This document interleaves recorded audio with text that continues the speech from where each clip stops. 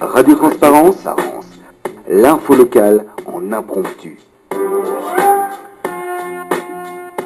fait plusieurs années que les aides des pouvoirs publics et notamment de l'État baissant notamment sur les lieux de diffusion culturelle, que petit à petit l'Ariège s'est transformé, fut un temps en désert où perduraient quelques grosses structures pour aller vite, qui donnaient du concert, de la culture du spectacle, de l'échange tout au long de l'année, Arcade à Saint-Croix-Olvestre, l'Estive, bien évidemment les médiathèques ou autres, bref, des lieux un petit peu importants. Et puis, comme souvent, le modèle s'est un petit peu réinventé avec l'éclosion de nouveaux lieux, le comptoir à Montardite ou encore, bien évidemment, l'Achille Café à Foix et le Souleya de Clermont. On peut encore citer le Crélouche, mais c'est bien au Souleya que l'on va aujourd'hui se rendre. Clermont, petite commune située entre le Mas d'Asile et l'Escure, que rien ne prédispose à avoir un lieu un petit peu structurant et dont pourtant on entend régulièrement le nom, y compris sur cette antenne, parce qu'il s'y passe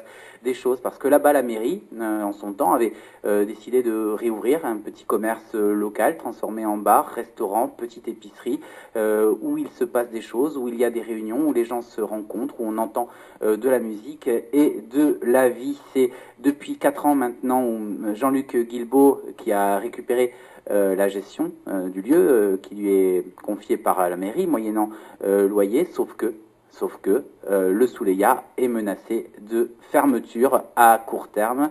La convention liant Jean-Luc Guilbault et la municipalité étant dénoncée par celle-ci. C'est au hasard d'un mail que j'ai vu cette alerte-là et que donc j'ai décidé de me rendre à Clermont et tout simplement pousser la porte du Souleya. Et bonjour. Et bonjour. Bonjour Jean-Luc Guilbault. On est chez Jean-Luc Guilbault ici au Souleya, on est à Clermont. Clermont, petite commune, une cinquantaine, soixantaine d'habitants à peu près, à la louche, à vue de nez, entre le Mas d'Asile et l'Escure. On est voilà, entre la Rise et le Couserans, dans un lieu un petit peu improbable, un peu perdu, sans faire offense, au milieu duquel existe un lieu que les Ariégeois ont sans doute déjà croisé, ne serait-ce que le nom, justement, dans les annonces de spectacles, etc., au Souleya. Donc on est chez Jean-Luc Guilbault, le gérant du Souleya de Clermont. Bienvenue au Souleya. En plus, aujourd'hui, il est là. Et il y a du soleil. Et oui, ça veut dire soleil en ariégeois, Souleya. Alors, le Souleya, c'est quoi, Jean-Luc? Ben, c'est un bistrot de pays, bistrot culturel, en fait, de pays, où, bien sûr, j'offre des services quotidiens, des pots de pain, épicerie, restauration, mais pas que. L'idée aussi, c'est d'offrir tout un programme d'animation socio-culturelle, pas que des concerts, des spectacles, des débats, des soirées projections, des ateliers, voilà, plein de choses, quoi. Le Souleya, c'est un de ces lieux, un petit peu comme il y en a fleuri ces 10-15 dernières années, à l'idée de municipalités parfois qui avaient un petit coup d'avance sur les autres, qui ont dit tous ces lieux de vie qui avaient disparu dans nos villages, y compris petits, parce qu'on nous a dit qu'ils ne pouvaient plus vivre, on va tenter d'en recréer et de voir un petit peu comment ça prend. On a eu à l'époque les bistrots de pays, des choses comme ça. Oui, tout à fait. C'est souvent dû à la fermeture, prise de retraite des commerçants, des anciens, qui arrêtaient et qui ne retrouvaient pas de repreneurs pour leur commerce, parce que dans des zones sinistrées économiquement, entre guillemets, ce qui touche beaucoup de territoires en Ariège, personne ne voulait venir. Donc la commune rachète la licence, parce que voilà, il y a un problème aussi de licence, il y en a un nombre limité, etc. Donc après, elles sont pas transportables, bref. Et qu'ils ont, comme beaucoup de communes, oui, mis de l'argent pour restaurer une ancienne école, qui était aussi l'ancienne mairie, et pour en faire un bâtiment dans les normes, accessibilité, etc., cuisine, et puis pour lancer un projet de commerce de proximité, mais pas que, aussi un lieu où il y ait du lien social, justement, pour que les gens se retrouvent, quoi. C'est ça la différence quand on repense le commerce de proximité en milieu rural. On ne peut pas faire juste un bar, on ne peut pas faire juste une épicerie, on ne vit pas. Donc il faut faire un bar qui fasse épicerie, qui fasse restaurant, qui fasse lieu de vie, qui fasse, salle des fêtes quelque part où on pourrait faire les concours de belote, qui fasse un peu tout ça à la fois. Exactement, il faut être pluridisciplinaire, il faut pouvoir accueillir tout type d'événements, l'anniversaire, etc., le mariage, le débat, la réunion politique, etc., tout, quoi. Et puis il faut chercher des nouvelles idées. Mais je dirais que maintenant, dans nos campagnes, ça suffit pas. Je dirais qu'en plus, il faut vraiment avoir derrière une commune, un maire, même les habitants, parce que c'est des projets qui, économiquement, ne sont pas viables. Donc d'une façon ou d'une autre, il faut arriver à les aider pour qu'ils y survivent, quoi. On ne peut pas le poser là comme ça, même avec plein de bonne volonté, avec plein de produits du pays, avec une carte plutôt alléchante. Je regarde parce qu'on mange ici. Que du frais fait maison en produits locaux qui viennent de producteurs pro du coin. Tout à fait, je crois que j'achète pratiquement mes viandes à moins de 25 km autour de mon établissement. Le fromage, il doit pas faire 10 à peine. Voilà, l'idée c'est d'acheter tout ce que j'ai besoin le plus près possible et de faire travailler mes voisins qui me feront travailler, etc. etc. Et justement, ça marche ça? Cette réciprocité? Oui, je crois que ça marche et puis ça crée du lien, encore une fois, entre nous, quoi, parce que on est tous dans des difficultés pour gagner notre vie. Et ben si on peut travailler avec le voisin, c'est quand même beaucoup plus pratique, quoi, même au niveau organisationnel, qu'au niveau des transports, de faire travailler, bouger la marchandise. Si on est en panne, on peut y aller, c'est à 5 minutes. Enfin, voilà, il y a quand même beaucoup plus de flexibilité, quoi. C'est plus facile, quoi, et circuit court. On y gagne du temps et ce qui va avec, quoi. Parce qu'un projet comme celui-là ne peut pas marcher s'il n'y a pas un volontarisme de la part des gens qui t'entourent. Tu l'as trouvé ça quand tu t'es installé? Il y a quoi, une petite dizaine d'années maintenant, le Soleil? J'arrive pas à un peu moins? Ouais, c'est ça, 7-8 ans, je crois. 7 ans d'activité, dont une année où ça c'est entre ma reprise et les anciens.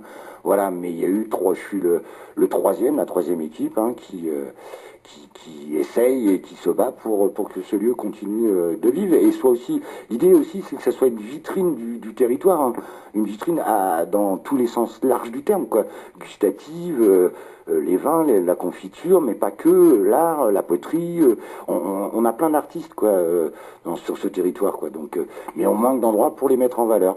Et ici, il y a du monde qui passe, c'est vraiment, moi j'appelle ça, voilà, c'est un showroom, quoi, et on peut y mettre ce qu'on veut, quoi. Et puis on veut organiser des petites réunions publiques, on peut, c'est un lieu où, a priori, pas grand monde ne sera refusé.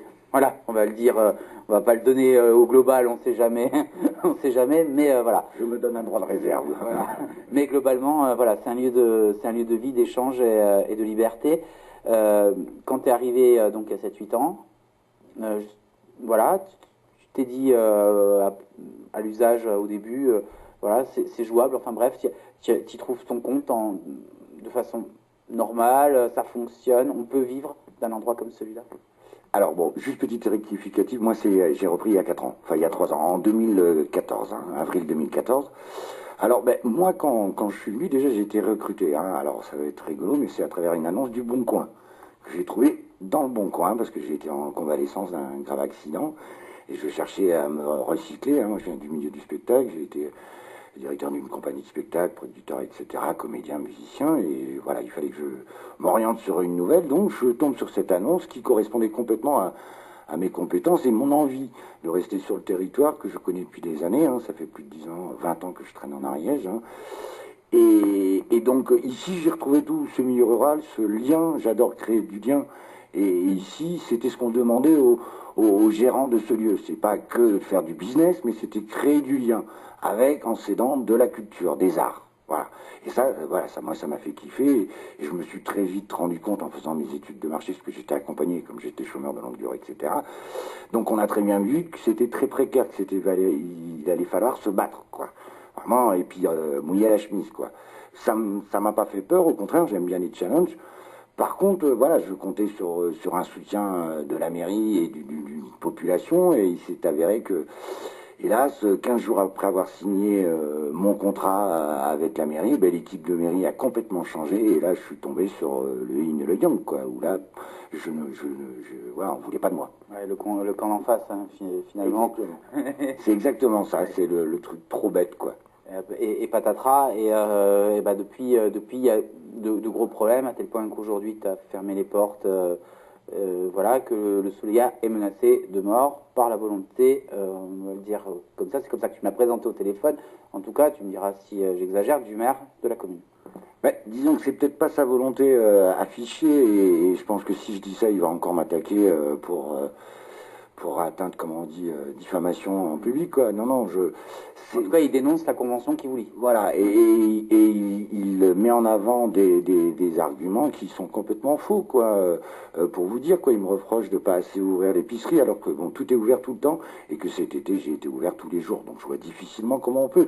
Non, je pense que c'est le résultat d'une relation qui s'est dégradée de mois après mois, et où là, maintenant, je me retrouve en double difficulté, et d'une financière, parce que bon, pour tout le monde, la saison n'a pas été bonne, hein, même l'année. Moi, je suis en difficulté déjà en premier avec ça, avec aussi le problème du RSI. Ça, c'est encore un autre problème pour les indépendants, mais qui, étant en troisième année, tombe une année où je dois payer un maximum et où, hélas, je gagne moins. Donc, et en plus, la mairie qui en rajoute une couche, je dirais, alors là, c'est presque plus, je me sens harcelé plus, quoi, par rapport à ce que je comprends pas, quoi. J'ai l'impression de remplir ma mission, pour laquelle je suis venu et qu'on m'a demandé de venir. Et pour laquelle tu payes un loyer. Voilà, tu n'es pas employé par la mairie, que ce soit bien clair. Ah ouais. Donc tu payes un loyer pour l'exploitation du lieu et pour le logement que tu occupes au-dessus, c'est ça? Tout à fait. Oui, oui, oui. C'est deux loyers, il y a deux loyers différents. Alors il y a un loyer... 800 euros en tout à peu près? C'est ça, exactement. Et qui est, si on rapporte ça à une commune de 50 habitants, enfin 70, qui est énorme, quoi. Et en plus, bon, j'ai jusqu'à maintenant payé ce loyer. J'ai eu des difficultés cet hiver, d'où un retard de loyer par rapport à un appartement, alors que j'ai souhaité auprès de lui et en direct une médiation, qu'on en discute pour voir par rapport à l'appartement. Bon, il n'est pas en très bon état. En plus, voilà, c'est carrément pas du tout en bon état, quoi. Que ce soit l'électricité et les sanitaires et la salle de bain, quoi.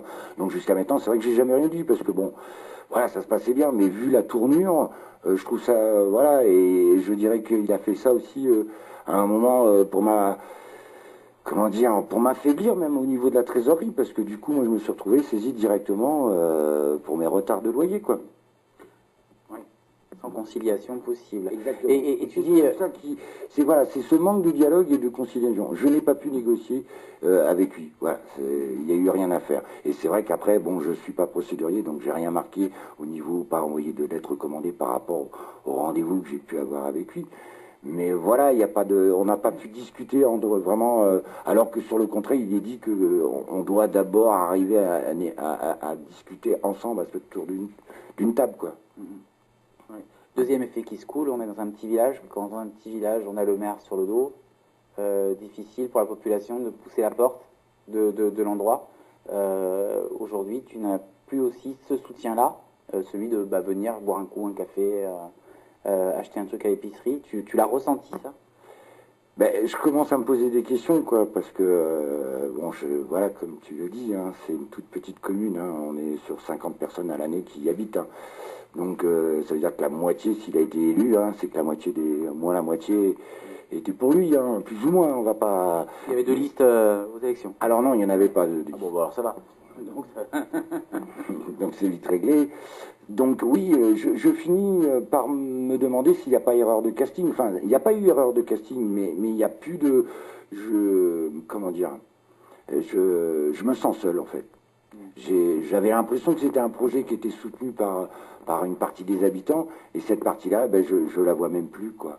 Alors certains viennent comme ça, mais ça fait quand même 3 ans que je propose tous les ans de créer une association avec les habitants pour justement qu'ils aient la possibilité de venir faire des choses au sein d'établissements, enfin voilà, qui participent au projet. Des choses, voilà, du concert au concours de belote, puisque je parlais de concours de belote. Exactement, ou au cours de tricot, quoi. Je veux dire, j'ai toujours mis à dispo gratuitement la salle, hein. À chaque fois, non, ça fait plouf, quoi. Je crois qu'il y a aussi, il y a un traumatisme par rapport à l'histoire d'avant, qui a été accompagné par une association et qui a essayé de le reprendre entre les deux, hein, et qui a fait beaucoup de dégâts, j'ai l'impression, entre eux, quoi. Du coup, je suis arrivé sur un territoire où les gens étaient complètement essoufflés par rapport à ce mouvement associatif de soutien du lieu, quoi. Ouais. Et là, maintenant, j'ai l'impression que si eux ne se bougent pas, je sais plus trop, quoi, en fait. Et je pense que je vais proposer une rencontre Et je lance l'appel à tous les habitants. Alors je vais définir plus tard la date précisément, où je les invite tous à venir me rencontrer, les habitants particuliers de la commune de Clermont, pour qu'on discute quoi, par rapport à comment on peut aussi envisager l'avenir et qu'est-ce qu'on peut faire aussi ensemble, quoi. C'est la mort du lieu qui arriverait si, pour toi, si, voilà, si toi tu arrêtais. En fait, est-ce que le maire il a un problème avec le lieu ou est-ce qu'il a un problème avec toi? Ça c'est une bonne question. Je crois qu'il y a pas mal de choses personnelles et il y a peut-être un deuxième point, c'est que entre autres dans ses reproches, il avance qu'il y a trop de concerts, quoi, trop de culturels. Que je sais que il va pas fermer, parce qu'au début c'est ce qu'il voulait, mais bon je pense pas qu'il va le faire parce qu'il y a quand même des crédits à rembourser, donc c'est un manque à gagner énorme pour la commune. Mais a priori, vous connaissez les campagnes, il y a des bruits qui courent, donc il aurait déjà trouvé, mais lui il va se baser plus sur un projet épicerie, il pense que l'épicerie peut être viable, ouais. Et le restaurant. Parce qu'une épicerie, j'imagine on trouve des produits de pays, des choses comme ça, et puis bon, des choses qui rendent service. Lui, j'imagine, il n'avait pas de pays, et l'Orangina non plus, mais pour il y a du jus de fruits de pommes bio. Il y a plein de choses en tout cas. C'est une épicerie de dépannage. Par contre, après, elle a une partie plus importante, suivant la saison, des produits locaux. En fonction du public qui se promène sur nos routes. L'été, j'ai plus de produits locaux et de producteurs locaux. Mais c'est pas une épicerie dont l'épicier peut vivre? Pas du tout. Tous les études qui ont été faites sur ce projet ont à chaque fois montré que la partie épicerie n'était pas viable du tout. Oui, elle rend service à la commune. Voilà. C'est un service rendu à la commune, à la communauté que je fais, quoi. Mais voilà, ça ne rapporte rien. Ouais. Et d'un autre côté, donc le bar. Alors, je sais pas, je suis allé voir un petit peu comme ça, je me suis intéressé. Donc le maire s'appelle Alex Mirouz, et j'ai remarqué qu'il y avait une annonce sur le Bon Coin d'un lieu qui était mis à disposition en location par un certain Alex à Clermont. On le voit d'ici, c'est une maison rose, pour faire de la restauration, de la petite hôtellerie. C'est lui? Oui, tout à fait, c'est lui. Ouais. Ben ouais, ça a été aussi... c'est pas moi qui... C'est pour ça que je posais la question du lieu. Enfin, quelque part, ça viendra en concurrence avec ici. Et oui, donc je vois difficilement comment déjà, vu que déjà moi j'ai du mal à vivre, et comment un deuxième commerçant pourrait, sur le même créneau, pourrait s'en sortir, quoi. Il y a un problème là. Vous en avez parlé avec lui? Oui.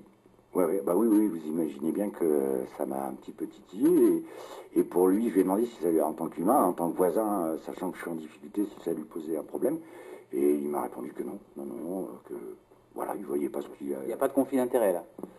Apparemment non pour lui. D'accord. Apparemment. Alors l'avenir, il en est où là maintenant pour toi?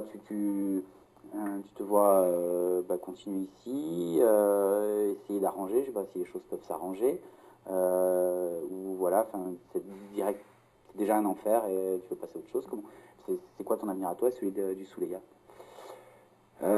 Déjà, si j'ai été fermé, bon là il y a marqué congé, mais c'était pas des congés, j'ai vraiment eu besoin de faire un break parce que j'étais un peu submergé par un sentiment qui n'est pas très positif, donc qui ne fait pas avancer.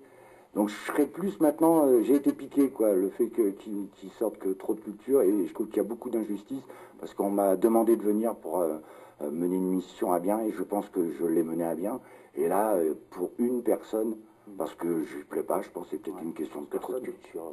Voilà, qu'est-ce que ça veut dire, quoi? C'est n'importe quoi. Il a vraiment dit ça, trop de culture. Alors, trop de concerts. Mais ce qui, bon. Ça gêne les voisins? Non, j'ai aucune plainte.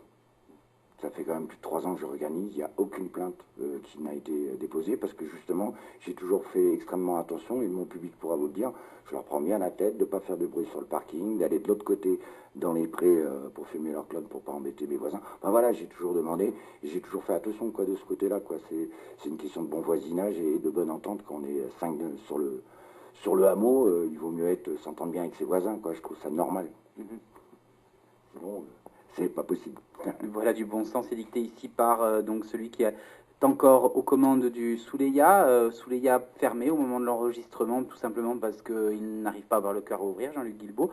Cela va-t-il rentrer dans une forme de normalité entre la mairie et ce dernier? Bien, l'avenir nous le dira. J'ai tenté de contacter la mairie de Clermont, laisser un message sur le répondeur. Pour le moment, et au jour où j'enregistre, personne ne m'a encore rappelé. Faut-il en déduire que la mairie ne veut pas s'exprimer sur la question? Je n'en sais rien, et on va mettre ça sur le compte de ces petites communes où les secrétariats ne sont pas ouverts 24 heures sur 24. On peut le comprendre, on espère pouvoir avoir le fin mot de l'histoire comme on veut, et surtout des nouvelles de l'avenir de ce lieu. Ce petit lieu est pourtant tellement essentiel dans le maillage rural de notre territoire ariégeois qu'est le Souleya, mais bien sûr qu'est le Souleya, comme sont tant d'autres petits lieux qui de plus en plus, et je le disais en introduction, émaillent le territoire ariégeois. Bonne continuation sur l'antenne de Radio Transparence.